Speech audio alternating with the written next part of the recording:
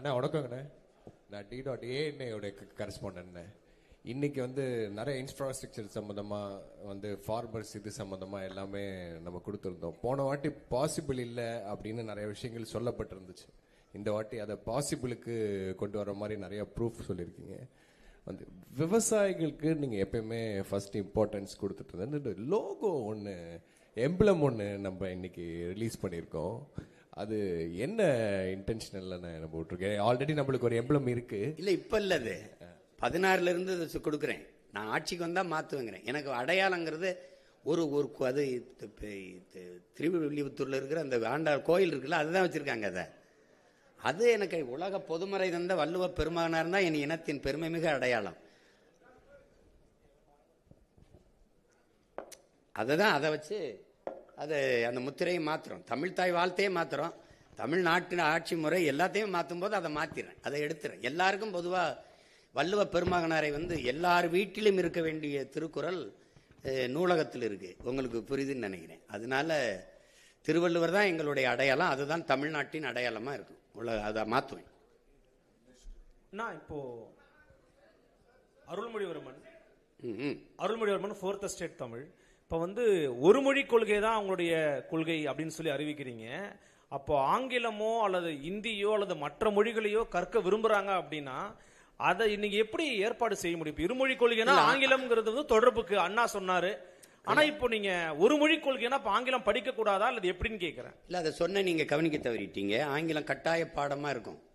ஆங்கிலேயருக்கு இணையா என் பிள்ளைகளுக்கு எழுதவும் பேசவும் அதை படிக்கவும் வந்து நாங்கள் கற்றுக் கொடுத்துருவோம். விடுமுறை காலங்களில் கூட ஆங்கிலேயர்களை இல்லை, அமெரிக்கா உச்சரிப்பு வேணும்னா அமெரிக்கா, பிரிட்டன் உச்சரிப்பு வேணும்னா அந்த அவர்களை ஒரு இடைக்கால ஆசிரியர்கள் அப்போ கொண்டு வந்து அவங்களுக்கு அந்த உச்சரிப்புலாம் கற்றுக் கொடுப்போம். நாங்கள் அதை மெனக்கெடுவோம்.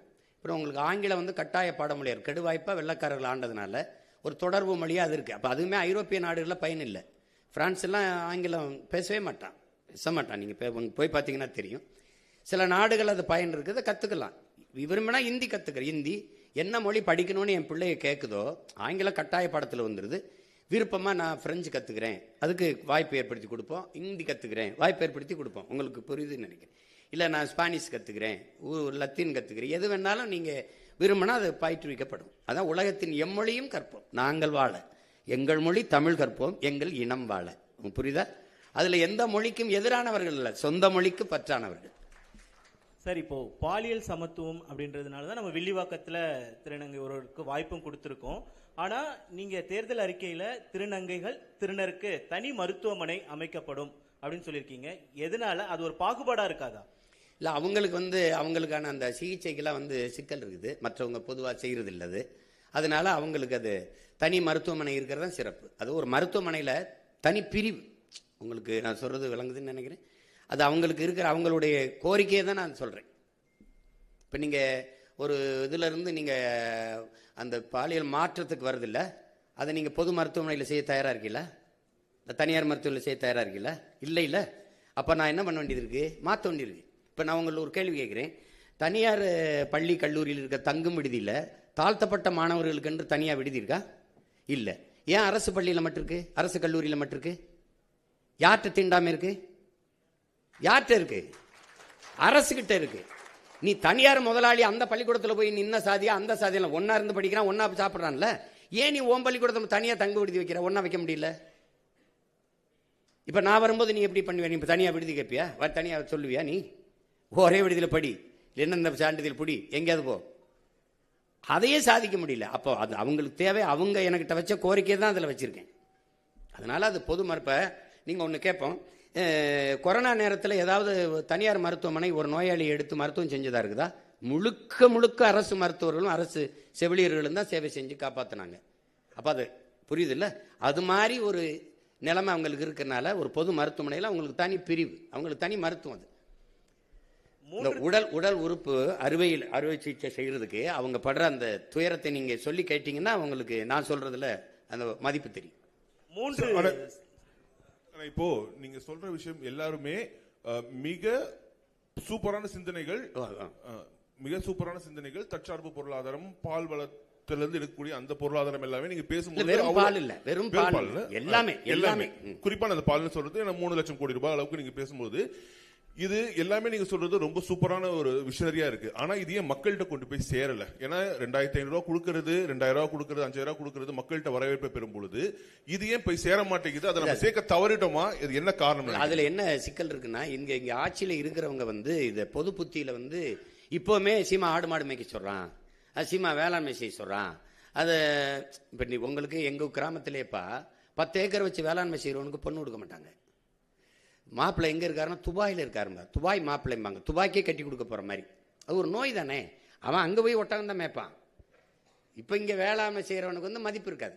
அப்ப அதுக்கு மதிப்பு உயர்த்தணும்னா அது அரசு பணி ஆகினாதான் மதிப்பு ஏறும் உங்களுக்கு. அப்ப நீங்க அதுக்கு கவர்மெண்ட் வேலைடா, அரசாங்க வேலை அப்படின்னா என்ன பண்ணுவேன்? நீங்க நான் மருத்துவத்தை உங்களுக்கு கொடுத்துட்டேன்னா தம்பி, கல்வியை நல்லா உங்க பிள்ளைகளுக்கு கொடுத்துட்டேன்னா, நீரெல்லாம் விநியோகம் பண்ணிட்டேன். இப்போ நீங்கள் 1000 ரூபா கொடுக்குறீங்க, எங்கள் அம்மா 30 குடுவை வாங்குறா தண்ணி. ஒரு குடுவை எவ்வளோ? இந்த 1000 ரூபாய்க்கு தண்ணியே வாங்கி குடிக்க முடியாதே. நான் தண்ணியை கொடுத்துறேன்றேன், தடையில்லாத மின்சாரம் தந்துடுறேன் குறைந்த கட்டணத்துக்கு, ஏன்னா நானே உற்பத்தி செஞ்சிடறேன்ல. அப்படிங்கும்போது உங்களுக்கு ஒரு 10,000 சம்பளம் கொடுத்தோன்னா நீங்கள் செலவு பண்ணிடுவீங்களா தம்பி? எவ்வளவு பொருளாதாரம் எங்கே போகுது என் குடிகளுக்குன்னா மருத்துவம், கல்விக்கு, குடிநீருக்கு தான் போகுது. அதை நான் முழுக்க குறைச்சிடறேன். சுத்தமாக அதை மறந்துரு, நீ இதை மறந்துரு, நான் தந்துடுறேன், வேற சொல்லு, அது ஏன் பொறுப்புன்ட்டல்ல அப்படின்னு சொல்லிடுது. அரசு பொறுப்பேற்றுது. இது என்னன்னா இவங்க பொது புத்தியில இது ஒரு இழிவா பேசி பேசி ஆடு மாடு மேய்க்க சொல்றான், ஆடு மாடு மேய்க்க சொல்றான். அப்ப சாராயம் வைக்க சொல்ற, சாராயம் ஊத்தி கொடுக்குறான்ல, எம்எஸ்சி எம்ஃபில் படிச்சுட்டு தானே ஊத்தி கொடுக்குறான். உங்களுக்கு தெரியாது, தமிழ்நாடு சட்டசபையில் ஐயா எடப்பாடி முதல்வர் இருக்கும்போது 400 பேர் வாயிற்காவலர் வேலைக்கு 400 பொறியாளர்கள் நியமிச்சிருந்தாங்க. இங்க ஒரு கோட்பாடு இருக்கு தம்பி, எந்த வேலையும் செய்யலாம் இழிவல்ல, எந்த வேலையும் செய்யாமல் இருப்பதான் இழிவுன்னு ஒரு கற்பிதத்தை கொடுக்கணும். எந்த வேலையும் செய்யாம இருக்கிறதாண்டா இழிவு. இப்ப நீங்க தச்சு வேலைக்கு வர்றதில்ல, கம்பி கட்டுறதுக்கு வர்றதில்ல, கொத்தனார் வேலைக்கு வர்றதில்ல, எந்த வேலைக்கு நீங்க வர்றதில்ல. ஆனா இதையெல்லாம் தான் அப்படியே போய் வெளிநாடுகளை செய்றீங்க. அப்ப அது என்னன்னா, கழிவற கழுவுனாலும் கண்ணுக்கு தெரியாம இப்ப கழுவணும்ன்ற உளவியல் நோய். அதுதான் தப்புங்கிறேன் நான், அது தப்புங்கிறேன். நீ எந்த வேலையும் செய்யலாம், மதிப்பு மிக்கது. அப்ப அதை கொண்டு வரணும்னா நான் அரசுன்னு சொன்னாதான் அது பெருமைக்குரியதா தெரியுது. அப்ப நான் வரும்போது ஒரு தடவை பண்ணி காட்சிட்டேன்னா சரிதான் அப்படின்னு மக்களுக்குள்ள அதான் சொல்லணும், ஒரு விழிப்புணர்வு வரணும். இப்ப இலவசத்துல இழக்கிறாங்க. இந்த பணத்தை எங்க இருந்து? இப்ப 5000 ரூபாய் 6800 கோடி முதலீடு பண்ணிருக்கு. 6800 கோடி அரசு காசை எடுத்து தன் வாக்கை உறுதி செய்யுது. இப்ப எவ்வளவு கொடுமையான நிர்வாகம் இது, யாருமே கேட்கல. இப்ப நம்ம இப்ப உங்ககிட்ட அதிகாரம் இருந்துச்சு கொடுத்துட்டீங்க, என்கிட்ட ஒண்ணுமே இல்லை. இது எப்படி ஜனநாயகத்தில் சம வாய்ப்பு சம உரிமை நீங்க சொல்றீங்க? நீங்களும் தேர்தலை சந்திக்கிறீங்க, நானும் தேர்தலை சந்திக்கிறேன். எப்படி சம வாய்ப்பா இருக்கும்? உங்கள்கிட்ட அதிகாரம் இருந்தே டப்புன்னு காசு எடுத்து கொடுத்துட்டீங்க. ஒரே நாள்ல 1,31,00,000 வங்கி கணக்கில் போட்டீங்க. இப்ப நான் என்ன செய்யலாம்? எப்படி இருக்கு? இப்ப இதுதான் ஆபத்து. நீங்க கொண்டு போய் சேர்க்கலைங்கிற அண்ணன் ஒரு குரல், என்னை சுத்தி என் பிள்ளைகளின் குரல், நாங்க எடுத்து பேசுறோம். என்னை முறியடிக்க இவர் இதான் சொல்லுவாரு, இது சொல்லுவாரு. கியூபா வேற ஏதாவது வளம் இருக்கா கரும்பை தவிர? இல்ல. நார்வே, டென்மார்க்கில் மாடு தவிர ஏதாவது வளம் இருக்கா? பிரேசில் கரும்பு, பசு, அது தவிர வேற ஏதாவது வளம் இருக்கா? அந்த நாடெல்லாம் தற்சார்பு அடையலையா? அப்போ ஒரு வளத்தை வச்சு ஒரு நாடு சிறந்த கட்டமைப்புகள் இருக்கும்போது இவ்வளவு நிலமும் வளமும் வச்சு மனித ஆற்றலை வச்சு நாடு ஏன் வறுமையில் இருக்கு? நாடு ஏன் இலவசத்துக்கு இருக்கு? எனக்கு எல்லாம் இருக்கு. நான் ஏன் கையேந்தனும் சாப்பாட்டுக்கு, இலவசத்துக்கு? இப்ப அது அந்த அருமை புரியாது. நீங்களுக்கு எடுத்தோன்னே தம்பி அண்ணன் உங்களுக்கு சொல்றேன், பெட்டி கடைக்கு போனீங்கன்னா வாழைப்பழம் அப்படி தொங்கும், இப்படி வாழைத்தார் இப்படி தொங்கும், அது தலைகளாக நிற்கும், தவம் இருக்கும். என்னை சாப்பிட்டுட்டே, நான் நல்லவன்டா டே, உனக்கு நல்லதுடா டே, என்னை சாப்பிட்றான்னு அதை கவனிக்க மாட்டான். இப்படி உள்ளே வச்சிருப்பான் சிகரெட்டு, பான்பராக்கு, அதை வாங்கிட்டு குடிச்சிட்டு போவான். இப்போ ரொம்ப நாளாக நான் தலைகளாக தொங்குறேன் இந்த வாழைப்பழம் மாதிரி, அது ஏற்று பார்க்கல. இதைத்தான் ஐயா இறை என்று சொல்கிறாங்க. இந்த மக்கள் பாதரச வெளிச்சத்தில் பௌர்ணமி வெளிச்சத்தை மறந்தவர்கள், இவர்கள் வண்ண வாசனை திரவியத்தின் வாசத்தில் வண்ண மலர்களின் வாசத்தை மறந்தவர்கள்னு. அப்படிதான் விழிப்புணர்வற்ற சமூகத்தில் நடிப்பவனுக்கே முதலிடம் கிடைக்கும்ங்கிறார் ஐயா. அதுக்கு சான்றுன்னு சொல்றாரு. எப்படின்னா, ஒரு பள்ளிக்கூடத்தில் மாறுவேட போட்டி நடக்குது, சார்லி சாப்ளின் மாதிரி நடிக்கணும். முதல் பரிசு ஒரு மாணவன் வந்துட்டான், 2வது பரிசு ஒரு மாணவன் வந்துட்டான், 3வது பரிசு ஒரு ஆள் வர்றாரு. அது உண்மையிலே சார்லி சாப்ளினுக்கு 3வது பரிசு. பார்த்தீங்கன்னா அவரை மாதிரி நடிச்சவன் முதல் பரிசு, அவருக்கு 3வது பரிசு. அப்ப நடிப்பவனுக்கே முதலிடம் கிடைக்கும் விழிப்புணர்வற்ற சமூகத்தில் எழுதுறவள ஐயா எழுதியிருக்காரு. அப்ப அது மாதிரி அவர் அதுக்கு நிறைய சான்று சொல்றாரு. ஒரு பண்ணி மாதிரி ஒருத்தன் கத்துறான், சின்ன வயசு பண்ணி, பெரிய வயசு பண்ணி, நடு வயசு பண்ணி மாதிரி நல்லா கத்துறான். அவனுக்கு தெருவில் கத்தும்போது நிறைய காசு வருது, அதை வச்சே சாப்பிட்டுக்கிட்டு இருக்கான். ஒரு நாள் என்னை மாதிரி ஒருத்தன் வரான், டேய் உன்னை விட அருமையாக நான் கற்றுக்கொண்டான்னு கத்துனோடனே கத்தி காட்டுறேன். போட்டி இந்த மாதிரி மேடையில் எல்லாம் உட்காந்துருக்காங்க அவங்கள மாதிரி. நான் கத்துறேன், இவன் போலி அவன் தான் நல்லா கத்துறான். ரொம்ப நாளாக கத்திக்கிட்டு இருக்கவனுக்கு தான் ஆதரவு அதிகமாக இருக்குது. கடைசியாக ஒரு நாய் நீ பாட்டுற அப்படின்னு ஒரு சாக்கு, ஒரு கோணி சாக்கு போட்டு இருந்தால் உண்மையிலே ஒரு பன்னி படுத்திருக்கு. அதுதான் இவ்வளோ நேரம் கத்துச்சு. அப்போ இவர் என்ன சொல்கிறாரு, டேய் உண்மையான பன்னியின் சத்தத்தை இந்த போலியை கேட்டு கேட்டு கேட்டு மறந்துட்டீலடா, நான் இவ்வளோ நேரம் நான் கத்தலடா, அந்த பன்னி தாண்டா கத்துச்சுன்னு. அப்படி இந்த போலியை கேட்டு கேட்டு இந்த உண்மையை மக்கள் ரொம்ப நாளாக மறந்துட்டாங்க.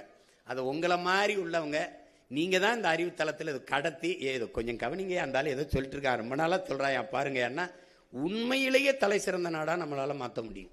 அது ஒன்றும் பெரிய வேலை இல்லை. அவரவர் வாழ்விடத்தில் நீங்கள் ஒரு சணல்னு ஒன்று இருக்குது, ஹெம்ப்னு ஒரு செடி, சனப்பு, அதிலிருந்து நான் எவ்வளவு நம்ம மேம்பட முடியும் பொருளாதாரத்தில். கார் தயாரிச்சுக்கலாம், பெட்ரோல் தயாரிச்சுக்கலாம், செங்கல் அதில் எடுத்துக்கலாம், மழை போய் நொறுக்க வேண்டியதில் எல்லாமே அதில் தயாரிக்க முடியும். அதை வளர்க்குறதுல என்ன உனக்கு பிரச்சனைன்னு கேட்குறேன். இப்போ அதுதானே உங்களுக்கு. அப்போ அதை அவர் சொல்கிறத இப்போ நீங்கள் சொல்ல முடியலன்னா நம்ம இவர் இதெல்லாம் சாத்தியமாங்க அப்படின்ட்டு போகிறது தானே. இப்போ நீங்கள் ஆடு மாடு மேய்க்கிறது உங்களுக்கு அவமானம்னா நான் அப்போ நீங்கள் நபிகள் மேய்ச்சிருக்காரு, கிருஷ்ண பரமாத்மா மேய்ச்சிருக்காங்க, இயேசு இறைமகன் இயேசு மேய்ச்சிருக்காங்க. அப்போ 3 பேரையும் நீங்கள் அசிங்கப்படுத்துறீங்க, அப்படிதான் அர்த்தமாகுது. தமிழ் மெய்யியல் அப்படிங்கிற ஒரு விஷயத்துல வந்து பாத்தீங்கன்னா நீங்க இந்து சமய அறநிலைத்துறை அப்படிங்கிற பேரை மாத்தி தமிழர் அறநிலையத்துறைன்னு பேர் வைப்போம் அப்படின்னு குறிப்பிட்டிருக்கீங்க. குறிப்பா தமிழிலும் வழிபாடு செய்யலான்னு இப்ப இருக்குது, தமிழ்ல மட்டும்தான் வழிபாடு செய்வோங்கிறீங்க. அப்ப இந்துங்கிற பேரையும் நீக்குவீங்க, சமஸ்கிருத மந்திரங்களை ஓதக்கூடிய வாய்ப்பையும் வந்து முழுமையா நீங்க வந்து ஒழிப்பீங்கன்னு சொல்ல வரீங்களா? இல்லை, என் இறைக்கு முன்னாடி நீங்க இன்னொரு மொழியில நீங்க வழிபடணும். என் மொழி புரியாதவன் எனக்கு எப்படி இறைவனா இருக்க முடியும்? நீங்க கிறிஸ்தவ வந்து இது சொல்றாங்க, அங்க பள்ளிவாசல்ல சொல்லி இந்த கேள்வியெல்லாம் கேட்கக்கூடாது. அது என் இறையில் அந்த மார்க்கம் வந்து அரபியாலிருந்து வந்ததை நான் என் மக்கள் ஏற்றுக்கொண்டார்கள். அவங்க இன்னும் வந்து வழிபாட்டை தவிர அந்த வாங்க ஒளியை தவிர மீதி எல்லாமே தமிழில் தான் சொல்லுவாங்க. நான் எத்தனையோ திருமணங்களுக்கு சாட்சியான் என்று கையெழுத்திட்டு இருக்கேன். புரியுதா உங்களுக்கு? ஒருவருக்கொருவர் அன்பு கொண்டு நயசித்து அப்படிதான் பேசுவாங்க. நீங்க அவன் வந்து முதல்ல கிறிஸ்தவ மதத்தை பரப்ப முடியல, அவன் லத்தீன் ஸ்பானிஷ்லாம் சொல்லிட்டு இருந்தான். கடைசியாக என்ன பண்றா, அவனவன் தாய்மொழியில வழிபடலாம் சொன்ன பிறகு பரலோகத்திற்கு எங்க பிதாவேன்னா உம்முடைய ராஜ்யம் வருகன்னா அதை பின்னாடி தமிழ் மீது பற்று கொண்ட இளம் குருமார்கள் வரும்போது விண்ணுலகில் இருக்கும் என் தந்தையை உம்முடைய அரசு வருக. புரியுதா உங்களுக்கு? தூய தமிழுக்கு வந்துட்டான். பதாசுதன் பரிசுத்தாவியை தூக்கிட்டு தந்தை மகன் தூயாவின்னு வந்துட்டான். நீ என் இறை நக்கீரா உன் தமிழோடு சற்று விளையாடவே நான் வந்தேன்னு சொன்ன சிவன் அவ்வையே உன் தமிழில் பருகவே நான் வந்தேன்ங்கிற சொல்ற முருகப்பெருமானுக்கு முன்னாடி நீ என் தமிழ்ல ஏன் சொல்லலை? எனக்கு திருப்புறங்கள் இருக்கு, திருமுருகாற்றுப்படை இருக்கு, பட வேண்டியதானே, பக்தி திருமுத்து பட வேண்டியதானே. சொல்லுங்க, என்ன நமச்சிவாய வாழ்க நாதன் தாழ்வாழ்க இமைப்பொழுதும் என் நெஞ்சில் நீங்காதான் தாழ்வாழ்க பாட முடியாதா? ஆகமமாய் நின்று அன்னிப்பான் தாழ்வாழ்க பாட முடியாதா? இப்போ எதுக்கு தேவாரம் திருவாசம்லாம் எதுக்கு இருக்கு? திருவாசத்துக்கு உருவாதார், ஒரு வாசத்துக்கு உருவாதார். திருவாசத்தை மொழிபெயர்த்த சிவ போப்பு அழுதுட்டு போயிட்டான். நீ என்ன உங்களுக்கு பிரச்சனை? என்ன உங்களுக்கு பிரச்சனை? என் இறைக்கு முன்பு என் மொழியில் வழிபடணும், அதுதானே முக்கியம். அது சொல்றதுல உங்களுக்கு என்ன பிரச்சனை? யார் வேணாலும் அர்ச்சகராகலாம்ங்கிறதுல பிரச்சனை இல்லை. என் அன்னை தமிழில் அர்ச்சனை இருக்கணுங்கிறதா எனக்கு பிரச்சனை. நீங்க அதுதான் முதன்மையானது. அங்க ஏன் ஆளு உட்கார்ந்துட்டு அங்கேயும் போய் சமஸ்கிருதத்தில் சொல்லானா அதுக்கு அவங்களே சொல்லிட்டு போயிடலாமே. விளங்குதா? அப்புறம் தமிழர் அறநிலையத்துறைன்னு மாத்துவன்றீங்க, இந்துங்கிற பேரை நீக்குவேன் அப்படின்னு சொல்ல வரீங்களா? இல்ல, இந்துன்னு ஒரு சமயம் இருக்குதா? இது கூட்டு பொரியல் அவியல் சாம்பார் மாதிரி எல்லாம் சேர்த்து சாப்பாடு மாதிரி. சமணன், பௌத்தன், சீக்கியன், உங்களுக்கு தெரியும், இங்க வைணவன், எல்லாரும் சைவன், எல்லாரும் சேர்த்து இந்துன்னு சர் வில்லியம் ஜோன்ஸ் போட்ட கையெழுத்துல ஆகிறோம். என் சமயம் சைவம், நான் சிவனை வழிபடுகிற சிவசமயம். என் சொத்து பத்திரத்தில், எங்க வீட்டில் எங்க அப்பாவோட சொத்து பத்திரத்தில் சிவசமயம் இருக்கு. என் கோத்திரம் வந்து என் மகனுக்கு எனக்கு சிவ கோத்திரம். அப்ப நாங்கள் முருகனை வழிபடுகிற சைவர்கள். அப்ப சிவனை வழிபடுகிற சிவசமயம், மாலை வழிபடுகிற மாலியம். திருமால்ங்கிறது எந்த மொழி சொல் சொல்லுங்க? எங்க மாயவன் கண்ணன் ஆகிறான். கண்ணன் என்றாலும் மால் என்றாலும் கருப்பு. வணங்குகிற தெய்வத்தை நாங்கள் மரியாதையா அழைக்கணும்னு, மதிப்போடு அழைக்கணும்னு திருமால் பெருமாள்னு அழைக்கிறோம். என் பெருமாள் கோயிலே எங்களை ஆண்டாள் பாடின பாசுரங்களை பாட வேண்டியதானே. அதில் என்ன உனக்கு பிரச்சனை? ஆண்டாள் என்ன மொழியில பாடினா அது என்ன பிரச்சனை உனக்கு? என்ன எங்க பெருமாள் கோச்சிட்டு போயிடுவார? 63 நாயன்மார்கள் இருந்த தேவாரத்தை பாட வேண்டியதானே, என்ன பிரச்சனை உனக்கு? இப்ப நான் சொன்ன மந்திரத்தை நான் பாடவா? இப்ப திருவாசத்தை பாடவா? எங்க சிவன் கோச்சிட்டு போயிடுவானா? அவன் தான் சொல்றானே, மணி நெற்றி உமிழ்ச்செங்கல் தளல்புரை சடர் சுடர் கடவுள் தந்த தமிழ்ங்கிறான். சிவபெருமானே தந்த மொழிடா அப்படிங்கிற அந்த மொழியை நீ பாடாம நீ என்ன பண்ணுவீங்க? நீங்க முதல் தமிழ்ச்சங்கத்தின் தலைவனே அவன் தானுங்கிறதானே இலக்கியம் சொல்லுது. அப்ப பின்ன என்ன? நீ வேற ஏதோ நான் அமெரிக்காவில் போயிட்டு தமிழிலும் அப்படின்னு போட்டா பரவாயில்ல. கோயிலை கட்டுறது நான், முன்னாடி இறைவனா இருக்கிறவன் அவன், இதுக்கு எழுதுனது எங்காலு. அப்ப என் மொழி என் இறைக்கு முன்னாடி நான் பேச வேண்டியதானே? அதனால தமிழர் சமய அறநிலை தான். என் முருகனை, என் சிவனை, என் மாயவனை வழிபடுறதுக்கு எதுக்கு இப்ப இந்து சமயம் இருக்குது. இப்ப ஆந்திராவில் இப்ப நீங்க வந்து நான் வட இந்தியாவில் இருக்கிற தெய்வங்கள் ஒன்று இருக்குது. இப்ப நீங்க அப்ப இந்து சமயம் போடுவீங்களா? அது எப்படி போடுவீங்க? அதே இறையை நான் என் சமயத்திலிருந்து வழிபட்டு போறேன். உங்களுக்கு என்ன பிரச்சனை வருது? என்ன வருது சொல்லுங்க. நீங்க ஏன் கோச்சுக்கிறீங்க? அது என் முருகன் வேலை, எங்க சிவன் வேலை, அது எங்க பெருமாள் திருமால் வேலை. உங்களுக்கு அதுல என்ன பிரச்சனை இருக்குது? அண்ணா சார் அண்ணா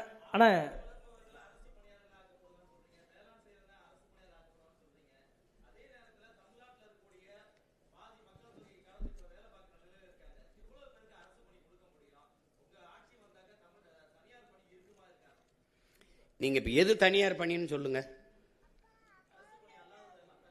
என்ன எந்த பணி இருக்குன்னு சொல்லுங்க. உங்களுக்கு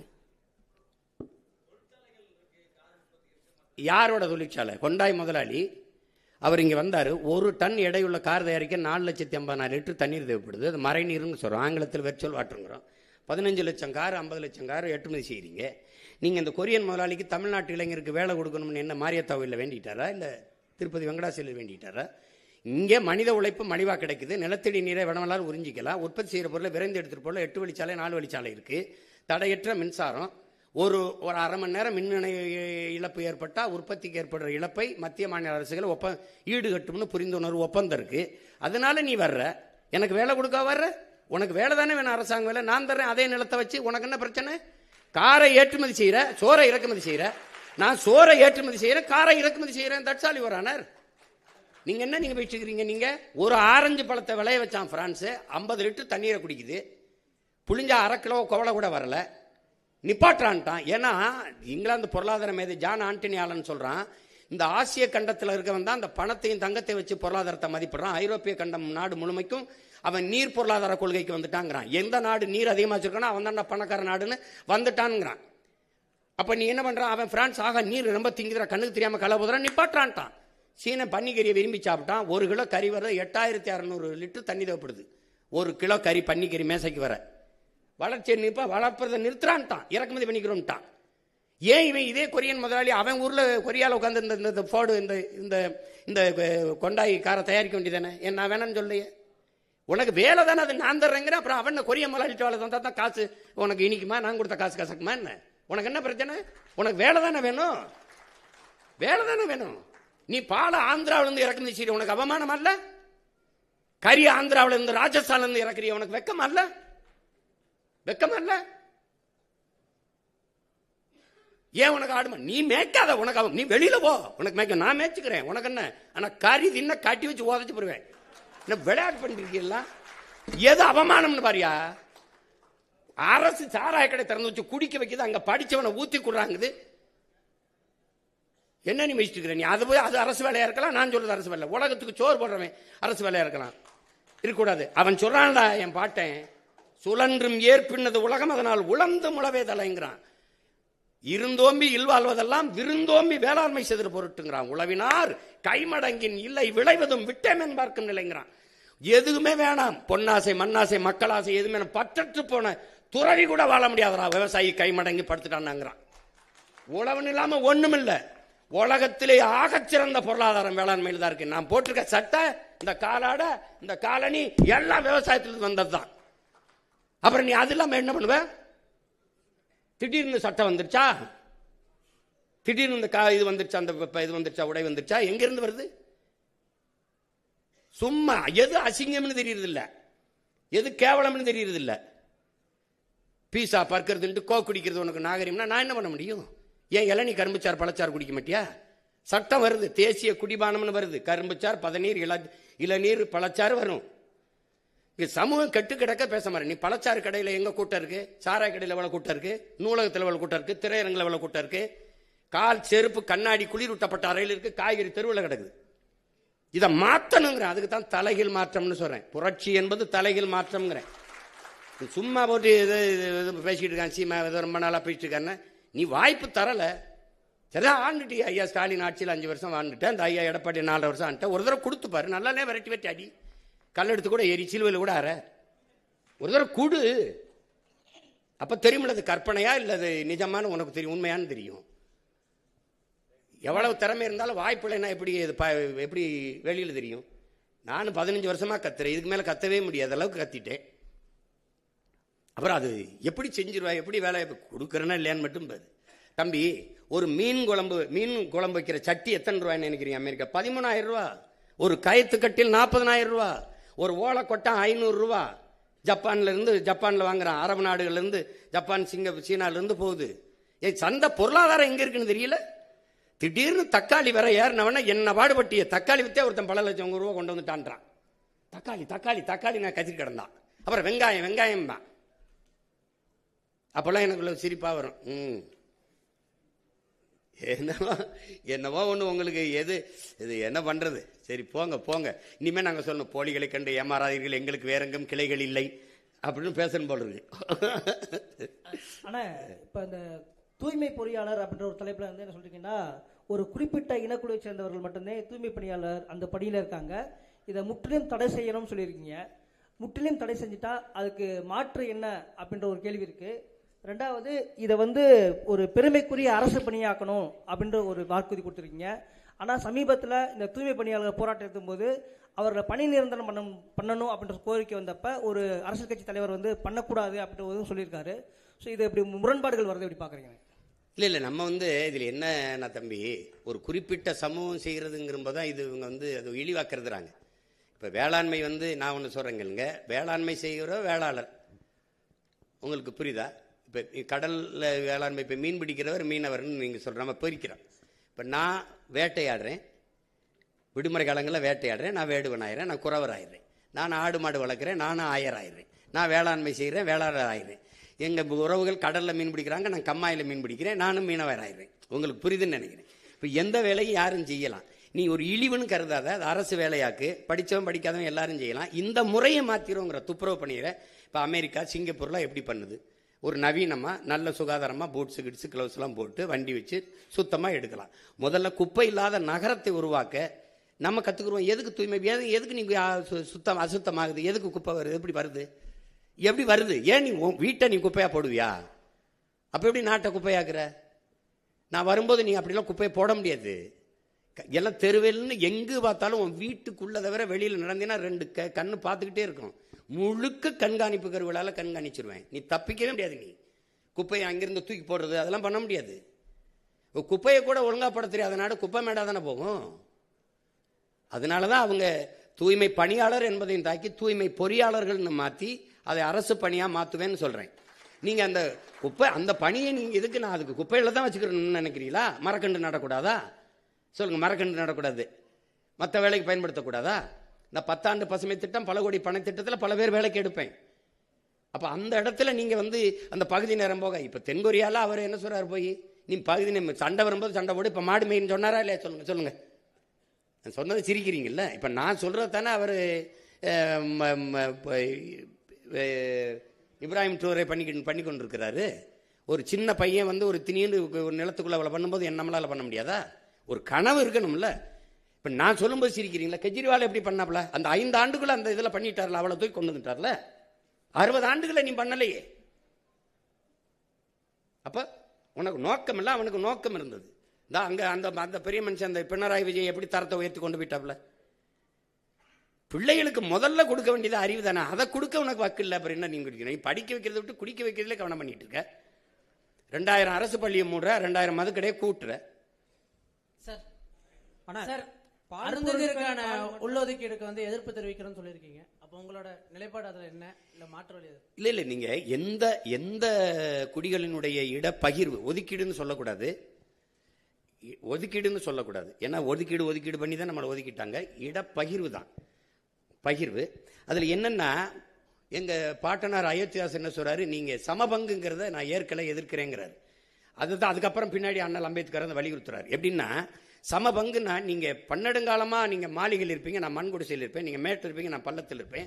அப்புறம் நீங்கள் கல்வி மறுக்கப்படாத சமூகம், நான் கல்வி பல ஆயிரம் ஆண்டுகளாக பல நூறு ஆண்டுகளாக மறுக்கப்பட்ட சமூகம். இப்போ 2 பேரும் ஒரு இடத்துக்கு வரும்போது பொதுத்திறனில் வெல்வது கடினம். இப்போ நீங்கள் எப்படி நீங்கள் கவனிக்கணும்னா, 100 நாள் வேலைக்கு போகிற எங்கள் அம்மாவுக்கு என்ன உப்பு ஊறுகாய் அரிசி பருப்புக்கு வரியோ அதே வரி தான் சரக்கு மற்றும் சேவை வரி அதானி அம்பானி மனைவியும் கட்டுவாங்க. உங்களுக்கு வரி ஒன்றா இருக்குது, வாழ்க்கை தரம் ஒன்றா இல்லை. அப்போ சமபங்கிறது சரியா இல்லை, உரிய உரிமை உங்களுக்கு விளங்குதா? அப்போ அந்த அடிப்படையில் இந்த குடிகள், இந்த நாட்டின் குடிகள் எல்லாருக்கும் அவரவர்கள் குடிகளின் எண்ணிக்கைக்கேற்ப உரியதை பிரித்து கொடுக்கப்படணும். அதான் எண்ணி கொடு எடுத்து கொடுக்காதே, அள்ளி கொடுக்காதே அளந்து கொடு அப்படிங்கிற கோட்பாட்டை முன்வைக்கிறது காரணம் அதுதான். இப்போ எங்கெல்லாம் குடிவாரி கணக்கெடுப்பு, சாதிவாரி கணக்கெடுப்பு கேட்கறது காரணம், நீண்ட காலமாக ஐயா ராமதாஸ் நாங்கள்லாம் கேட்கறது காரணம் அதான். நீங்கள் அவரவருக்கு உரியது கிடைச்சிட்டா சமூகத்தில் போட்டி பொறாமை, உங்களுக்கு உண்டானது உங்களுக்கு கிடைச்சிருச்சுன்னா நீங்கள் போயிடுவீங்க, ஒரு பிரச்சனையும் வராது. அவருக்கு உண்டானது கிடைச்சிருச்சுன்னா போயிடும். அப்போ எல்லாருக்கும் உரிய கல்வி, வேலை வாய்ப்பு, அரசியல் அதிகாரத்தை சரியாக பிரித்து கொடுக்கறது கொண்டு வந்தது பேர் தான் இந்த சமூக நீதி. உங்கள் விளங்குதான் அண்ணன் சொல்கிறது. இப்போ நீங்கள் ஐயா நாங்கள் 18 விழுக்காடு எங்களுக்கு இருக்குது. யாருக்கு? பறையர் தேவேந்தருக்கு, ஆதி தமிழ் குடிகளுக்கும் தேவேந்தருக்கு. இதில் திடீர்னு எடுத்து உள்ஒதுக்கீடு 3 விழுக்காடு அருந்ததியர் கொடுத்துறாரு. நீ பொதுவில் தானே இப்போ 10 விழுக்காடு எப்படி கொடுத்தாங்க? பொருளாதார அடிப்படையில் பின்தங்கியவர்களுக்கு பொதுவில் இருந்து அதில் தானே கொடுத்துருக்கணும். நீங்கள் அவ்வளோ காலம் ஆட்சியில் இருந்தீங்களே, பொதுவில் இருந்து பிரித்து 3 விழுக்காடு இல்லை 6 விழுக்காடு கூட கொடுங்க. யார் கேட்க போகிறா? எனக்கே 10ல் 4 நெளிஞ்ச தட்டில் 4 பருக்கை போட்டு சாப்பிட்ருக்கேன், அதில் 2 எடுத்து கொடுத்தா அப்படி சரி கொடுத்துட்டீங்க விடு. நீ பிசி எம்பிசியிலேருந்து கொடுத்துருக்க முடியுமா? நீ எதை கொடுத்துருந்தா வெளியில் நடமாடி இருக்க முடியுமா? நான் கேட்கறதுக்கு பதில் சொல்லு. நீ எனக்கு குரல் இல்லை, அதிகார வலிமை இல்லை, அரசியல் வலிமை இல்லை, நான் அப்படின்னால நீ டக்குன்னு கொடுத்துட்ட. ஏன்னா நான் கேட்க வேண்டியவெல்லாம் உனக்கிட்டே 2-3 சீட்டுக்கு வந்து நிற்கிறதுனால நீ ஏன் சீட்டு எடுத்து கொடுத்துட்ட. சரி கொடுத்துட்ட. அப்போ அதில் என்ன பண்ணுற? பிரியாரிட்டி, முன்னுரிமை, ஃபர்ஸ்ட் ப்ரிஃபரன்ஸ்னு ஒரு சரத்தை சேர்க்கறது. அது எப்படி வருதுன்னா, நீங்கள் உங்களுக்கு நுட்பம் பாருங்க. எங்களுக்கு 18 விழுக்காடு இருக்கு, 3 போயிடுச்சு, மீதி 15 இருக்கா? இந்த 15ல் இவங்களுக்கு அவங்க 3 அப்படியே, அவங்க வீட்டு சாப்பாடு அவங்க கிட்ட அப்படியே இருக்கு, என் வீட்டு சாப்பாடு இருக்குல்ல இந்த 15, இதுல இவங்க சாப்பிட்டது போக மிச்சம் எனக்கு முன்னுரிமை. இதுலயே அவங்க வருவாங்க, அவங்களுக்கு போக எனக்கு அப்படின்னு சட்டம். இது எவ்வளவு பெரிய துரோகம் பாரு. இப்ப எப்படின்னா, அவங்களுக்கு போக எனக்கு மிச்சம்னா, ஒரு பல்கலைக்கழகத்தில் 4 பேராசிரியர் வேலைன்னா எஸ்சிஏ எஸ்சிஏ எஸ்சிஏ எஸ்சிஏ 5 வேலைன்னா 4 போயிருது, மீதி 1 இருக்கு. அதுல நான் பறையர் எடுத்துக்கிறதா, இல்ல தேவேந்திரர் எடுத்துக்கிறதா, இல்ல ஷெட்யூல்ட் ட்ரைப்ஸ் பழங்குடி எடுத்துக்கிறதா? 1. எவ்வளவு பெரிய துரோகம் இது. நீ என்ன பண்ணிருக்கணும்? நீ பொதுவில இருந்து எடுத்து கொடுத்து என்னை பாதிக்காம தற்காந்து இருக்கணும். நீ எடுத்து கொடுத்துட்டு அதுல முன்னுரிமைன்னு போட்டதான் சொல்றேன். நீ கொடுத்தது தப்பு இல்லை, சரி கொடுத்துட்டா விடு. இந்த பிரியாரிட்டியை தூக்கு, முன்னுரிமையை தூக்கு. இப்ப நான் என்ன சொல்றேன்? அந்த 3 ரொம்ப நாளா 14 ஆண்டுகளா இழந்துட்டேன். அந்த 3ஓட இன்னும் 2 சேர்த்து 5 போடு, எனக்கு 20 கொடுன்னு கேட்கிறேன். நீ கொடுக்க மாட்டேன், நான் போடுவேன். உங்களுக்கு புரியுதா? அதான் நான் சொல்றது. நீ கொடுத்ததை நான் எடுத்துன்னு சொல்லல, ஏன் கொடுத்தா? நான் கொடுத்துட்டேன். இந்த முன்னுரிமை என்னை ரொம்ப இடிக்குதுங்கிற. அதனால அண்ணன் சொல்றது விளங்குதுல்லப்பா. அது அப்படிதான் நம்ம சொல்றோம். யாருக்கும் இடப்பகிர்வு வேணாம்னு நம்ம சொல்லல, அவரவருக்கு உரியதை கொடுப்போம்.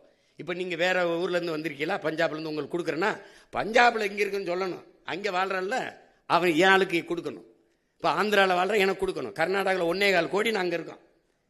அதுல ஆதி தமிழ் குடிகள் நாங்க 75 விழுக்காடு, நாங்க 75 லட்சம் பேர் இருக்கான். எங்களுக்கு அங்க எஸ்சின்னு எங்களுக்கு ஏதாவது இடஒதுக்கீடு இருக்கா, சிறப்பு வாய்ப்பு இருக்கா? பாருங்க பாருங்கப்பா, இருக்கான்னு பாருங்க.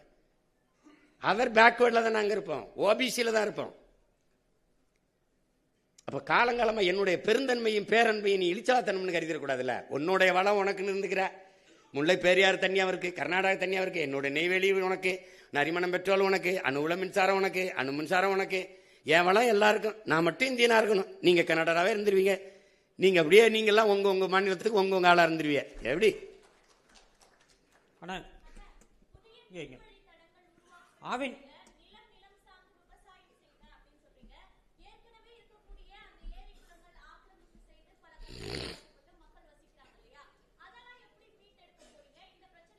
இல்லை அதையெல்லாம் ஒன்றும் செய்ய முடியாது. ஏற்கனவே நானே அதை இடிக்கக்கூடாதுன்னு போராடி இருக்கேன். அதை இடிக்க அப்போ கட்ட அனுமதிச்சவனை தான் கொஞ்சம் சரி பண்ணணும், பச்சை மட்டை வச்சு புழக்கணும். நீ அன்னைக்கு ஆக்கிரமிப்புன்னு 60 வருஷம் 60 ஆண்டுகளாக வாழ்ற என் மக்களை இன்னைக்கு ஆக்கிரமிப்புன்னு சொல்ற. ஆக்கிரமிப்புன்னு சொல்றவன் யாரு? ஆக்கிரமிக்கும் போது என்ன பண்ண? நீ முதல்ல ஒரு செங்கலை போய் நட்டான்ல, அவனுக்கு மின் இணைப்பு, வீடு கட்ட உரிமை, எரிகாற்று இணைப்பு, நீர் இணைப்புலாம் கொடுத்தது யாரு? அந்த தெருக்கல்ல பாதை போட்டு கொடுத்த ஐயோக்கிய பேர் யாரு? அவன்கிட்ட வீட்டு வரி வசூலிச்சவன் யாரு? அப்ப இவ்வளவு காலம் வாழ விட்டு இப்பதான் ஆக்கிரமிப்பு உனக்கு இது பண்ணுதா? இப்ப இது ஆக்கிரமிப்புனா, அந்த கடற்கரையில 4 கல்லறை இருக்குல்ல, அது ஆக்கிரமிப்பு இல்ல, அது கடற்கரை ஆக்கிரமிப்பு இல்லையா? அதை எப்ப இடிக்கிறது? யார் இடிக்கிறது? கடற்கரை தானே. உனக்கு எப்படி கல்லறையாச்சு?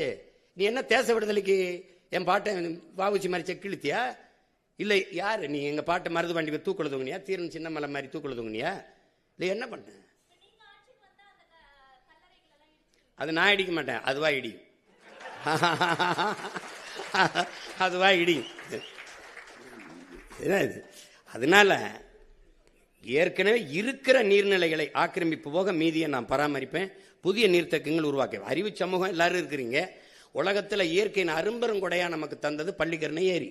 கடலின் நீர்மட்டம் எவ்வளவோ அந்த அளவிற்கு இதன் நீர்மட்டம் இருக்கும். அது அவ்வளவு பழுப்பு நில சதுப்பு நிலை ஏரி, அளவு விலை உயர்ந்த இறால்கள் மீன்கள் உருவாகிறது. உலக நாடுகளின் பறவைகள்லாம் வந்து உணவு உண்டு பறந்து சென்றது.